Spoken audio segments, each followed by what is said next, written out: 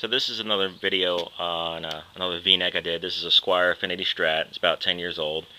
It's got the older open gear tuners. Saw another Affinity Strat that was like 6 years old and had the modern tuners, and the neck felt a little bit different, even though it was from the same company, because they use a couple different companies when they make those Squier Strats.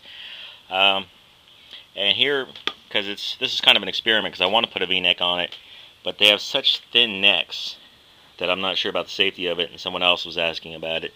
So I'm going to go ahead and been doing it on this. I've been using mostly files on this, and I've been using a cabinet scraper. This one's from Stu Mac, but you can get them from eBay or from Kmart in the Craftsman section for those Kmarts that still have a Craftsman tool section. To really, as you're drawing it, kind of hard to do with one hand, but you can really gauge how straight that V is as you're going along to really doing it. So I'm not really showing the scraping very well, but that's another way you can do it between the files and the scraping and whatnot. And I'm only doing a partial V from up to about the 5th fret because it's so thin. There's always a danger, with your thinner necks that you're going to be weakening the neck, so that's one reason why I'm doing this. Another thing I wanted to mention was the different types of finishes. This has almost no finish on it at all, but it's what you would consider satin, but it's really more of a matte finish. It's very completely dull, and if you have a spray gun set up, you can add tons of flattener in it to get it factory like that. The Stu Mac stuff, there's almost none left in this. This is very close to that factory matte finish. It's excellent stuff.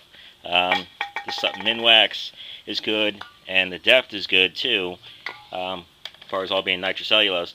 But they just almost seem like a semi-gloss compared to that, and the factory is even more matte than the Stu Mac stuff. But this looks really good. This dries really fast, and you want to make sure you're using the same type of finish on the neck as you've been doing versus nitrocellulose or the polyurethane. So one way you can tell is check the neck pocket. If you took this neck off, you'd see where the faded areas was. You can see where this has been darkened, where a sticker was, because nitrocellulose will fade. I mean, not fade, but will darken over time. Whereas you take this old base neck, it's 23-year-old, and you can barely see any kind of fading where that neck is. Plus, it's almost like a hard plastic finish because of the catalyst that you use. So this headstock was cut and redone and coated with nitrocellulose, and I just started to strip it off because it was darkening and the rest of the neck was just normal. You can still see just a little bit of that finish there where it's dark, and I haven't taken it off because I haven't really sanded it. I just used some chemical stripper on it. So I did start to sand it here and put some of that Stu Mac satin there, and it is hard, it is sticking, because usually you don't want to mix your finishes like that. But I did try some water-based polyurethane for floors that I had sitting around, and this is satin, and it does make a really nice matte finish, I found, because I sanded it and did a small part of it. And it was nice and hard, nice and smooth, but putting some rubbing alcohol on it, it took it right off. So I don't know if it's because it's water-based or because it's 7 years old and you're supposed to use it within 1 year of buying it. This company does make a catalyst to make it harder, but I haven't seen it actually in the stores or online. It's just listed in the brochures.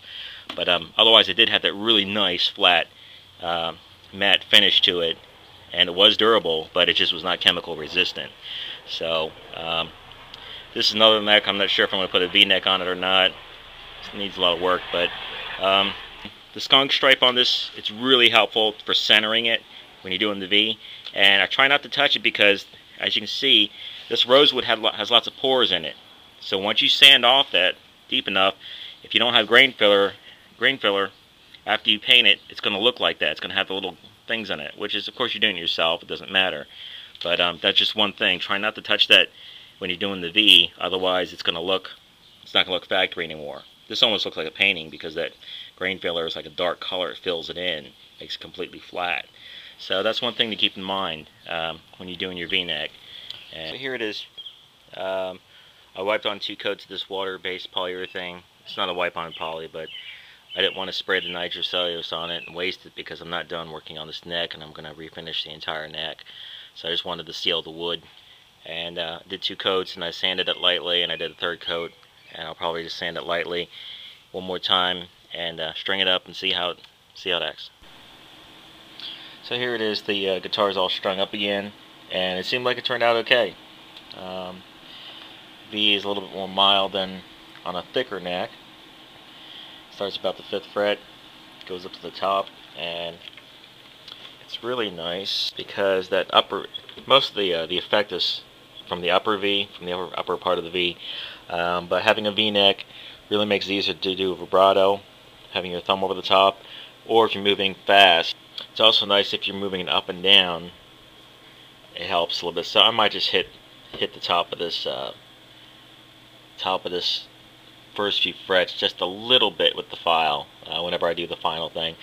Another thing I tried was started to roll over the edges, and one way you can do that is just with something hard like a screwdriver and just rolling it to kind of smush down the corner part to make it seem more worn out. But I didn't like that the way I tried that on one other neck, a couple frets, because it really crushes down the fibers and it gives it more of a scalloped feel. So what I did was I just took a file and I lightly hit it at a 45-degree angle all the way up and down, and then lightly sanded it. And I just did a really quick job just to see if I liked it or not. And it seems alright, so I'll probably do it a little bit more when I do the final work on this neck. But, you know, it's possible with this Strat Affinity neck. And I've also done one on a standard neck that was kind of thin like this. It was a little bit thicker, but yeah, it's a pretty cool feeling.